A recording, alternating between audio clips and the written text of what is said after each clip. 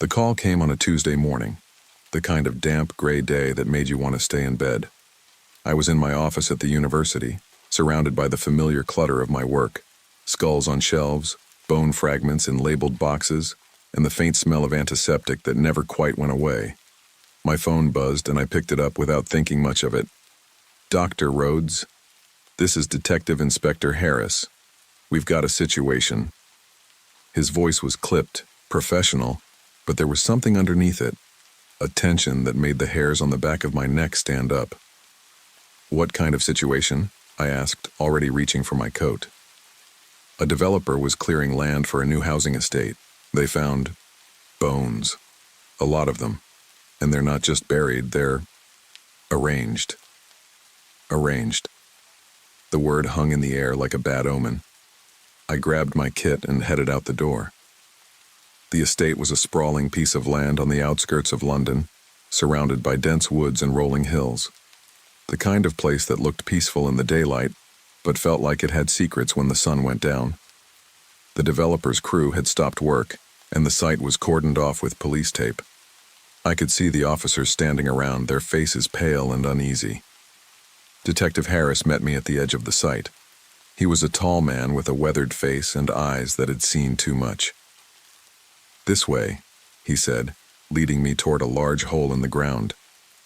As we approached, I could see it, an underground greenhouse hidden beneath the earth.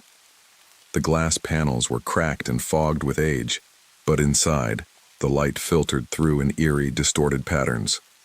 And then I saw them. Bones. Dozens of them. But these weren't just scattered remains. They were posed, arranged with a grotesque artistry. A rib cage sprouted from the soil like a flower, its delicate arches reaching toward the light.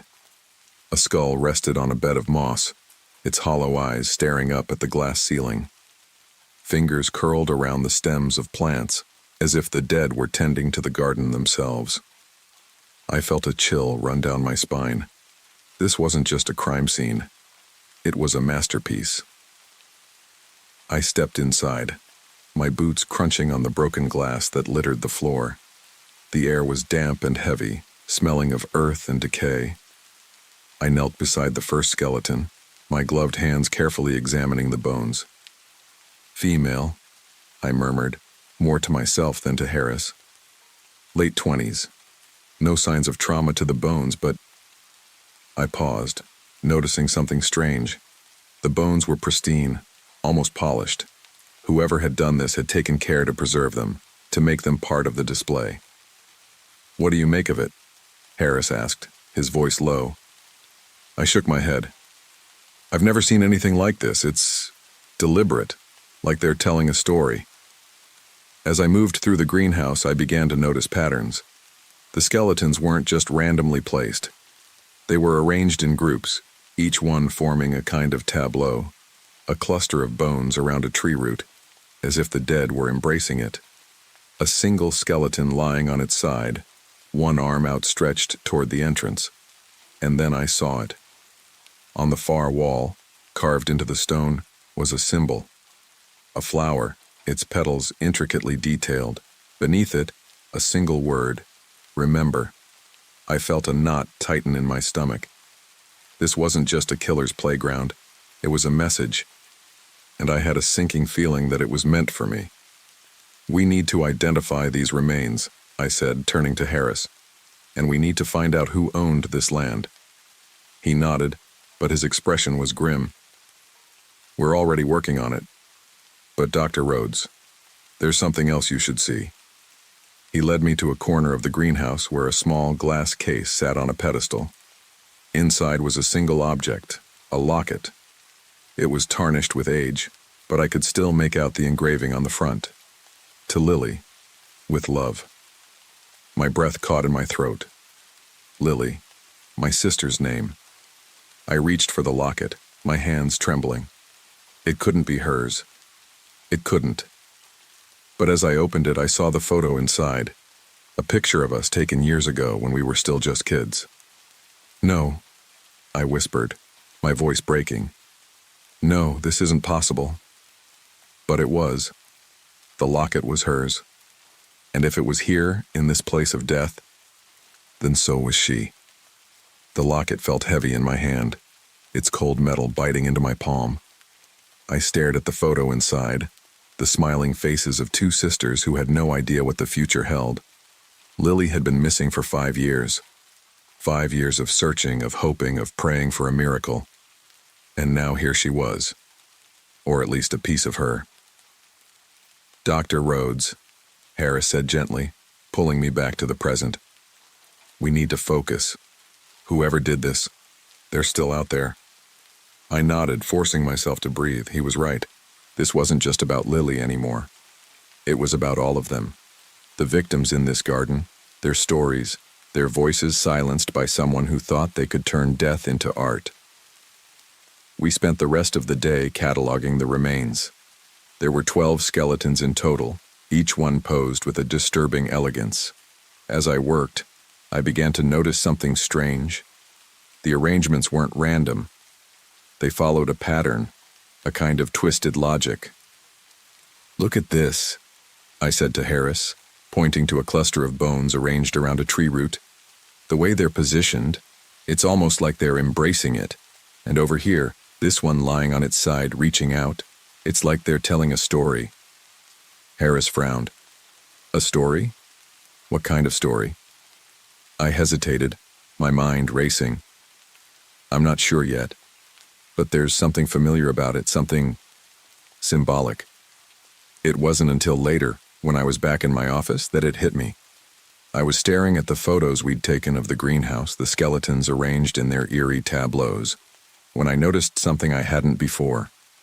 Each arrangement corresponded to a specific flower: the rib cage sprouting from the soil, a rose, the skull resting on a bed of moss, a lily, the fingers curled around plant stems, forget-me-nots. It was the language of flowers, a Victorian-era system of communication where each flower held a specific meaning: roses for love, lilies for purity, forget-me-nots for remembrance. The killer wasn't just arranging bones. They were sending a message. I spent the next few hours poring over books on floriography, cross-referencing the arrangements with their meanings. The rose skeleton, love, but also secrecy. The lily, purity, but also death. The forget-me-nots, remembrance, but also a plea not to be forgotten. And then there was the symbol carved into the wall. The flower with the word remember. It wasn't just any flower. It was a marigold. In the language of flowers, marigold symbolized grief, cruelty, and a desire for revenge. My hands trembled as I pieced it together. This wasn't just a killer's playground, it was a confession, a declaration of intent. And the final message, the one meant for me, was clear: remember. The next morning I met with Harris to share my findings. He listened intently, his expression growing darker with each word. "So, you're saying the killer is using flowers to communicate?" he asked. "Yes," I replied. "And not just any flowers. Each arrangement corresponds to a specific meaning. It's like they're telling a story. Their story." Harris leaned back in his chair, rubbing his temples. "Okay, let's say you're right. What's the story?" I hesitated, the weight of the answer pressing down on me. "I think it's about loss and revenge. The marigold, the symbol on the wall, it's a message to me, to remember. But remember what?" Harris frowned. "You think this is personal?" "I know it is," I said, my voice barely above a whisper. "The locket, the symbol, the way they arrange the bones, it's all connected to me, to Lily, but I don't know why." That afternoon, we visited the local archives to dig into the history of the estate. The property had changed hands several times over the years, but one name kept coming up: the Blackthorne family. They had owned the land for generations, but the last living heir, Elias Blackthorne, had disappeared under mysterious circumstances 20 years ago. "Elias Blackthorne," Harris mused, flipping through the old records. "Says here he was a botanist. specialized in rare flowers. My heart skipped a beat. A botanist. Someone who would know the language of flowers. "Do you think he's our killer?" I asked. Harris shook his head. He'd be in his 60s by now, and there's no record of him after he disappeared, but it's a lead. As we left the archives, I couldn't shake the feeling that we were being watched. The streets were quiet, the air thick with the promise of rain. I glanced over my shoulder, half expecting to see someone following us. But there was no one there, or so I thought. When I got home, I found an envelope slipped under my door. Inside was a single sheet of paper, covered in delicate, handwritten script. "Dear Dr. Rhodes," it began. "You've always been so clever, but can you solve the final puzzle? The garden is waiting, and so am I." Beneath the message was a drawing of a marigold, its petals dripping with what looked like blood. The letter sat on my kitchen table, its words burning into my mind. The garden is waiting, and so am I. The handwriting was elegant, almost artistic, but there was something unnerving about it, the way the letters slanted slightly, as if the writer had been trembling as they wrote. I called Harris immediately. He arrived within the hour, his face grim as he read the letter. "This changes things," he said, his voice low. "If the killer is targeting you directly, we need to take precautions." "Precautions?" I echoed, my voice rising. "Harris, they have my sister. Or at least they know what happened to her. I can't just sit back and wait for them to make the next move." He held up a hand, his expression softening. "I get it, Lillian. I do. But if we're going to catch this guy, we need to be smart. And that means not walking into a trap." I wanted to argue, to tell him that I couldn't just sit around while Lily's killer was out there taunting me. But deep down, I knew he was right. We spent the next few days combing through the evidence, looking for anything that might lead us to the killer. The greenhouse was sealed off, and a team of forensic experts was brought in to analyze the bones in the soil. Meanwhile, I focused on the language of flowers, trying to decode the killer's message. The rose skeleton, love and secrecy. The lily, purity and death. The forget-me-nots, remembrance and a plea not to be forgotten. And the marigold, grief, cruelty, and a desire for revenge. But what did it all mean? I was in my office late one night, surrounded by books and notes, when it hit me. The arrangements weren't just random symbols. They were chapters in a story, the killer's story. The rose skeleton, with its delicate arches reaching toward the light, was the beginning. Love and secrecy. A hidden relationship, perhaps. The lily skeleton, lying on its bed of moss, was the middle. Purity and death. A life cut short. And the forget-me-nots, with their tiny blue petals, were the end. Remembrance and a plea not to be forgotten. But the marigold was the key. Grief, cruelty, and a desire for revenge. I felt a chill run down my spine. This wasn't just a story. It was a confession. The next morning I met with Harris to share my theory. He listened intently, his expression growing darker with each word. "So, you're saying the killer is telling their life story through these arrangements?" he asked. "Yes," I replied. "And I think the marigold, the symbol on the wall, is the climax. The moment everything changed." Harris leaned back in his chair, rubbing his temples. "Okay, let's say you're right. How does this help us catch them?" I hesitated, the weight of the answer pressing down on me. "I think the killer wants to be found. They're leaving clues, not just for me, but for anyone who's paying attention. And if we can piece together their story, we might be able to figure out who they are." Harris nodded slowly. "All right, let's assume the killer is Elias Blackthorne, the botanist who disappeared 20 years ago. What do we know about him?" "Not much," I admitted. "But if he's our guy, there has to be a connection between him and the victims, and between him and me."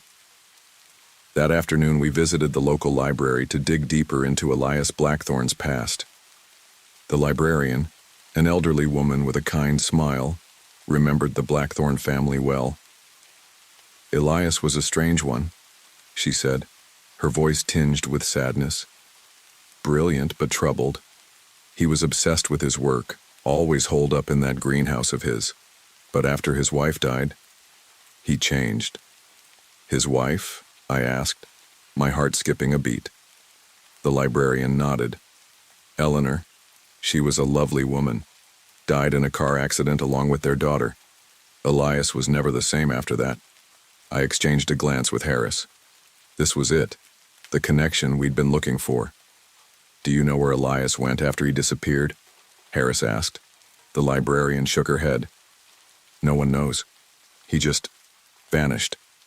Some say he couldn't bear to live without his family. Others say he went mad with grief. As we left the library, I couldn't shake the feeling that we were getting closer. The killer's story was coming together piece by piece. But there was still one question that haunted me. Why me? Why had they chosen me to decode their message? When I got home, I found another envelope slipped under my door. Inside was a single sheet of paper, covered in the same elegant handwriting. Dear Dr. Rhodes, it began. You're getting warmer, but can you handle the truth? The garden has more to show you, and I'll be waiting. Beneath the message was a drawing of a rose, its petals stained with what looked like blood. The second letter lay on my kitchen table, its crimson-stained rose staring up at me like an accusation. You're getting warmer, but can you handle the truth? The words echoed in my mind, a taunt and a challenge all at once. Harris arrived within minutes of my call, his face grim as he examined the letter. This is getting out of hand, he said, his voice tight with frustration. We need to put you under protection. No, I said immediately, my voice firmer than I felt. If I go into hiding, the killer will disappear. They want me to play this game, and if I stop, we'll never find them. Harris sighed, running a hand through his hair. Lillian, this isn't just about catching a killer anymore. This is about your safety. They're targeting you. I know, I said quietly. But I can't stop now. Not when I'm this close. We spent the next few days following the trail of Elias Blackthorne. His past was a patchwork of grief and obsession, a man broken by the loss of his wife and daughter. But there was something else. Something darker. Look at this, I said to Harris, spreading out a series of old newspaper clippings on my desk. After Eleanor and their daughter died, Elias became reclusive. He stopped teaching, stopped publishing his work. But he didn't stop researching. Harris frowned, leaning over the clippings. What was he researching? Flowers, I said, my voice barely above a whisper. Specifically the language of flowers. He was obsessed with it. There's even a mention of him giving a lecture on it a few months before he disappeared. Harris's eyes narrowed. So, he's using the language of flowers to communicate with you. But why? What's the connection? I hesitated, the weight of the answer pressing down on me. I think it's personal. I think he knew my sister. The realization hit me like a punch to the gut. Lily had been a botanist too, specializing in rare plants. She had traveled extensively for her work, often disappearing for weeks at a time. Could she have crossed paths with Elias Blackthorne? I dug through my sister's old files looking for any mention of him. It wasn't until I found a faded photograph tucked into one of her notebooks that I knew I was right. The photo showed Lily standing in front of a greenhouse, her smile bright and carefree. Behind her, barely visible in the shadows, was a man. He was tall and thin, with sharp features and piercing eyes. Elias Blackthorne. My hands trembled as I held the photo. Lily had known him. She had worked with him. And now, she was gone. That evening, I met with Harris to share my discovery. He listened in silence, his expression growing darker with each word. So, Elias Blackthorne knew your sister, he said finally. And now he's using her death and the deaths of others to send you a message. Yes, I said, my voice barely above a whisper, but I still don't know why. What does he want from me? Harris shook his head. I don't know, but we're going to find out. The next morning, we received a call from the forensic team. They had found something in the greenhouse, a hidden compartment beneath the floor, filled with journals and photographs. We rushed to the site, my heart pounding in my chest. The compartment was small and dusty, its contents carefully preserved. The journals were filled with Elias's handwriting, his thoughts and observations on the language of flowers. But it was the photographs that stopped me cold. They were pictures of the victims, each one posed in the same way as the skeletons in the greenhouse. And among them was a photo of Lily, her face pale and lifeless, her body arranged like a flower in bloom.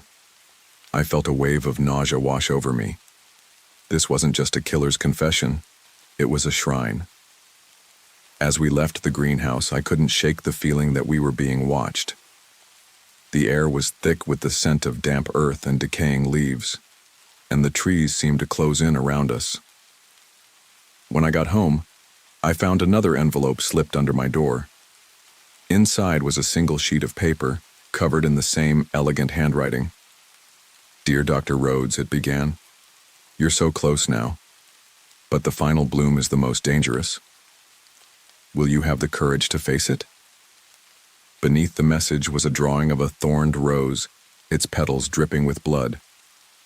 The third letter lay on my kitchen table, its thorned rose staring up at me like a warning. "The final bloom is the most dangerous. Will you have the courage to face it?" The words echoed in my mind, a taunt and a challenge all at once. Harris arrived within minutes of my call, his face grim as he examined the letter.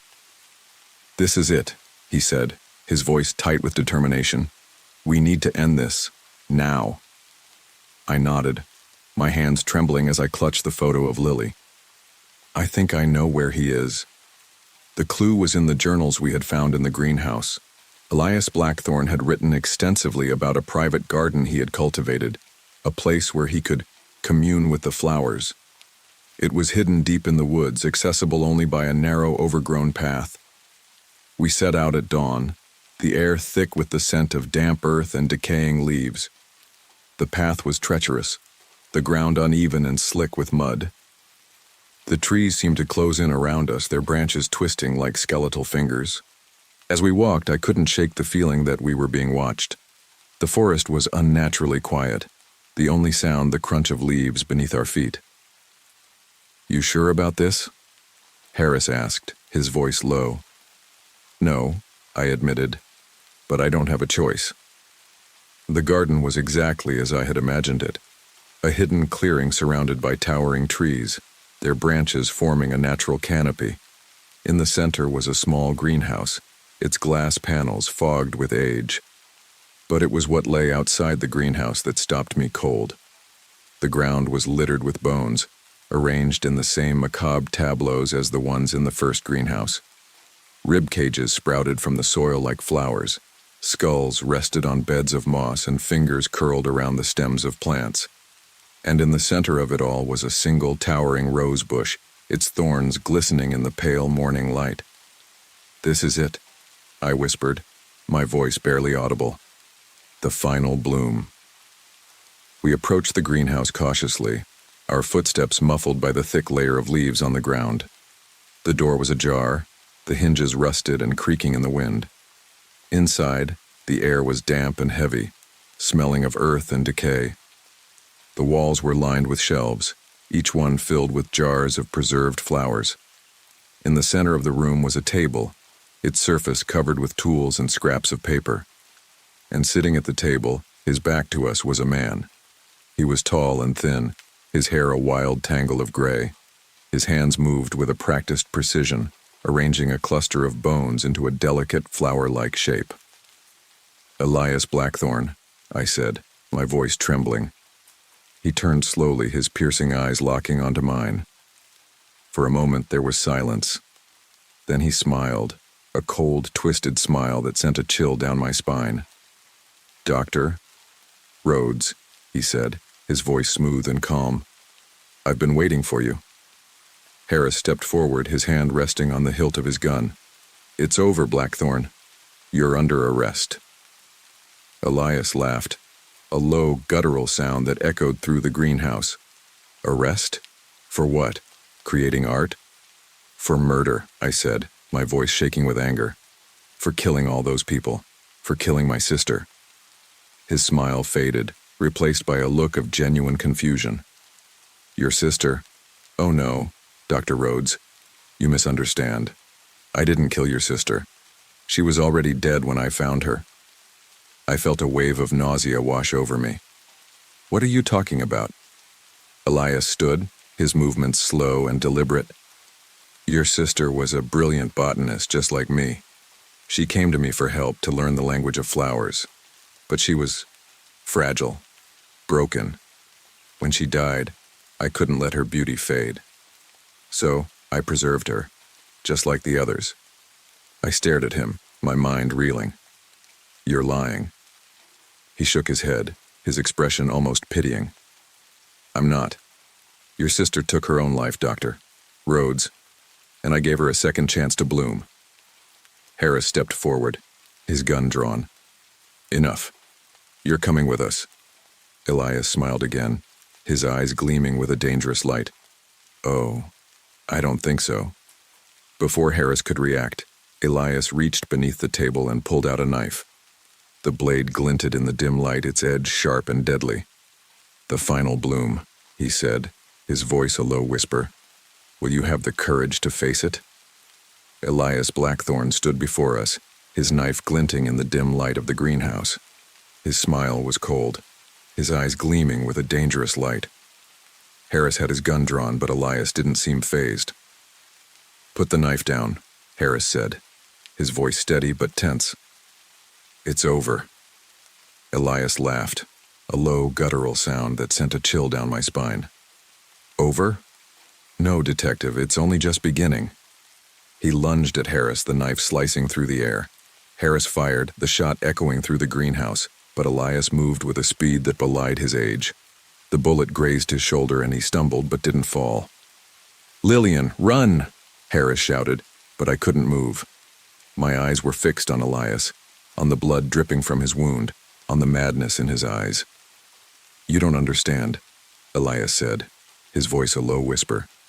This is my masterpiece, my garden, and you're the final piece. He turned to me, his knife raised. I stumbled back, my mind racing. The table was between us, its surface cluttered with tools and jars of preserved flowers. I grabbed the nearest object, a heavy glass jar, and hurled it at him. It struck him in the chest, shattering on impact. He staggered, but only for a moment. Then he was coming at me again, his knife slashing through the air. I ducked, the blade missing me by inches. My heart pounded in my chest, my breath coming in short, panicked gasps. I had to think. I had to fight. Harris was on the ground, clutching his side. Elias had gotten to him while I was distracted. Blood seeped through his fingers, his face pale and drawn. Harris, I shouted, but he didn't respond. Elias turned to me, his smile widening. It's just you and me now, Dr. Rhodes, just like I always planned. I backed away, my mind racing. The greenhouse was small, the walls lined with shelves and tools. There had to be something I could use, something to stop him. My hand brushed against a pair of pruning shears on the table. I grabbed them, my fingers tightening around the handle. Elias lunged at me again, his knife aimed at my chest. I swung the shears with all my strength, the blades slicing through the air. They struck him in the side, sinking deep into his flesh. He let out a strangled cry, his knife clattering to the ground. I didn't hesitate. I pulled the shears free and struck again, this time aiming for his chest. He stumbled back, his eyes wide with shock and pain. You don't understand. He gasped, blood bubbling from his lips. This was for her. For Lily, I froze, the shears still in my hand. What are you talking about? He smiled, a twisted, bloody smile. She was my daughter. My Eleanor. I couldn't save her. So I saved you instead. My breath caught in my throat. What? But he didn't answer. His eyes glazed over and he slumped to the ground, his body going still. The greenhouse was silent, the only sound the faint rustle of leaves in the wind. I dropped the shears, my hands trembling. Harris groaned, pulling himself to his feet. "Lillian," he said, his voice weak. "Are you okay?" I nodded, but I wasn't sure if it was true. My mind was reeling, Elias's words echoing in my head. She was my daughter, my Eleanor. I couldn't save her, so I saved you instead. I knelt beside Elias's body, my hands shaking as I searched his pockets. There, tucked inside his coat, was a photograph. It was old and faded, but I could still make out the faces. Elias, younger and smiling, stood beside a woman with bright eyes and a warm smile. And in her arms was a baby with a shock of dark hair and a tiny, delicate locket around her neck. The same locket I had found in the greenhouse. The same locket that belonged to Lily. The Garden of Bones was a labyrinth of death, its secrets buried deep within the soil. Dr. Lillian Rhodes had followed the killer's trail through grief, obsession, and madness, only to find herself at the heart of it all. Elias Blackthorne was gone, but his legacy remained. A garden of bones, a story of loss and love, and a truth too terrible to bear.